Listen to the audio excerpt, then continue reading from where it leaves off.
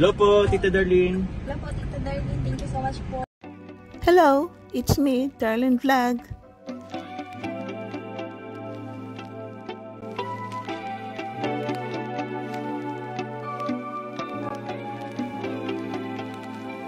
May mga nababali-balitaan kami.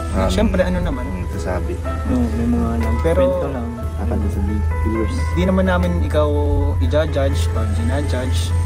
Gusto lang namin malaman yung totoo. Siyempre galing sa'yo. Na may mga naririnig kasi kami. Siyempre na may hindi maganda na mga balita. Ikaw ba may idea ka ba? Kung ano? Meron po nung sa debo po yun. Nag-start. Ito nang kung tatanong ko sa'yo, gusto ko malaman na sana sagutin mo ng totoo. May boyfriend ka ba? Or may kinakasama ka ba? Wala po talaga po. Totoo. Nung sa debo ni Beyonce. Di ba po kasi naka-dress po ako nun. As hindi naman po kasi talaga. Kasi nagangalat na daw po na. May mga marites na sabi, ano yun? Buntis ka ba? Ganyan. Buntis ba si Ashley? Din po yun yung nung naka-dress po kasi ako nun. Then naka-cycling po kasi ako lang nun. Syempre po medyo malaki po talaga yung puson ko. So hindi po maganda yung curve ng katawan ko. Then nung pag-dress ko po, hindi po talaga ako nagpipitted dress kahit kailan po. Sakto po yung lembaga po ng suot. Wala naman po baga, hindi naman po ako masyadong maraming damit. Hindi na rin po ako nagsuot ng pants kasi parang hindi naman po tugma dun sa event. Kaya pinilit ko po yun mag-dress po ng ganun. Kaya yun po yung nag-start. May naglapit po kasi sa akin. Pero yun po yung inano niya. Nilapitan ka? Yung isa ko lang pong kulo na lang po. Yung isa ko lang pong kakilala na naglapit daw sa kanya po yung isa na ganun daw po yung sinarapay. Hello mga katandims, kalingap, mga kachumkar, kumusta na kayo? Meron tayong reaksyonan. Ito bang yung ugali ng Pinoy na pag tumaba ka, itichismis ka na buntis. Pag pumayat ka, itichismis ka na baka may sakit, no? Dahil nag-diet yung isang tao, tapos sasabihin na bakit siya pumayat? Baka may sakit. Mga ganun ugali talaga ng Pinoy. Hindi naman lahat, pero parang sa Pinoy natin lagi ito napapansin. Hindi ko alam kung ugali ba ito ng mga Japanese o Korean, no? Ano ba kasi sa Western, ang alam natin is wala silang pakialam kung tumaba ka o pumayat, no? Wala silang oras sa pakialaman ang kanilang kapwa, ang kanilang kapitbahay, ang kanilang kamag-anak dahil namumuhay sila sa kanilang sarili. So katulad nito kay Ashley. So bago natin reaksyonan, siyempre i-shoutout mo natin si Kuya Val, si Ate na Vlog, si Kalinga Prab, mga kasama natin dito sa Team Kalinga ng mga reactors, mga charity vloggers, siyempre mga supporters, marathoners, mga kasama natin dito sa Jumcar Ads, mga sponsor. So shoutout po sa inyong lahat. So ituloy po natin. Ito si Ashley. Alam po natin ang kwento sa buhay ni Ashley. Yung mga baguhan, kung hindi niyo pa alam ang kwento sa buhay ni Ashley, pwede niyo i-search, no? Panoorin niyo ang vlog ni Ashley sa Kalinga Prab, doon sa kanyang main channel, nandoon ang part 1 sa kwento sa buhay ni Ashley. So yun nga, namatay ang kanyang lola, after ilang buwan namatay ang kanyang lolo, at alam po natin ang nagpalaki kay Ashley ang kanyang lola at lolo, at yun, may karanasan po si Ashley na trahedya sa kanyang kabataan. So hindi na natin pag-usapan dito po. So yun nga, ito si Ashley, nung mascout siya ni Kuya Andy Kayakap, parang si Kuya Andy Kayakap, tapos naging Kalingap Angel siya. So hindi siya masyado active na lahat ng event ay nakakapunta, no? Kung anong mga gathering ng mga Kalingap Angel, hindi siya lagi nakaka-attend. Pero ang last na naatin ni Ashley, ito si birthday ni Beyonce. So dito sa birthday ni Beyonce, parang nakita natin ba may picture siya, naka-spaghetti lang siya, parang ang damit niya is gold. Nagbigay pa nga siya ng mensahe sa birthday ni Beyonce. So parang may mga chismis na kumakalat, no, na pangit. So ito nga ang sinadya nila Kalingap Aya na gusto itanong nila kay Ashley kasi may narinig sila ng mga kwento. Pero napakabuti na ito ni Ashley kasi sabi niya, Kuya Aya, meron akong sasabihin sa'yo. So pakinggan pa natin itong short clip. Sana po kung hindi naman po ako ganun kalaki po. Sabi ko, gawa lang po talaga yun, hindi lang po maganda ang curve ng katawan ko.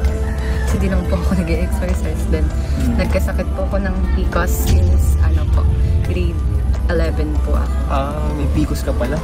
Pero grabe, kahit may PCOS ka, hindi ka malaki. Ang problema lang po sa akin, hindi nga po ako nalaki. Ang problema po sa akin yung menstruation ko po. Like 1 year po, hindi po ako nagkakaano. Grabe. Kaya laki yung puson. Ganun po ang nangyari po sa akin. May ganun pala. Grabe, 1 year! Opo, ang gamot po dun is binibigyan po ako ni Doc po. Nag-ano po ako, nagpapareseta po lagi ako ng gamot kay, yung sa tapat po ng provincial po, dun po may COVID, GYN po dun. Tapos dun po, nire-rescan nila po kami ng parang folic acid, kaya parang pills po para magbalik po yung ano na. Until now ba? Titake ka pa nun? Kailan yung last na pag-check up mo yun? Kasi Matagal. Nung grade 12 pa po ako, pero pag mapunta po ako kay ano. Ito yun na rin natin. So, ang palang birthday ni Ashley, dahil ito nga si Ashley na sabi niya na hindi naman karamihan ang kanyang mga damit. So, siguro wala siyang napaghandaan na damit sa birthday ni Biancy. Nakita natin yung noted is red ng mga kadalasan suot ng Kalingap Angel. Na suot ni Biancy, may pagka-gold. So, bagay naman, kasi yung birthday ni Biancy may golden, may mix na gold, at saka green, at saka itong red. So, parang maluwag ata ang pagkasuot ni Ashley. So, hindi siya masyado kasi daw, kasi hindi naman siya daw fit ang kanyang damit. So, ito ang nasuot niya na medyo maluwag, no, na medyo may pagkabalang na dress. Kasi yun nga nasuot niya dress, hindi na siya lagi sumusuot ng ganyan na dress. Tapos maluwag. So, habang maluwag, siyempre, makikita yun, siya naka-girdle, kung ano ba, yun, may nakapansin daw. Kasi pinag-dismissan siya yung dress. So, parang ganun. Tapos, fast forward, kasi itong chismis ay may tainga. So, hanggang marami na nakarinig. So, siguro narinig nila yan. Or niayang pinuntahan si Ashley na at puti si Ashley, sinabi niya hindi daw po totoo yun. So, naawa ko kay Ashley kasi sabi niya, inamin niya na kaya siya tumataba na meron siyang PCOS nung siya ay grade 11.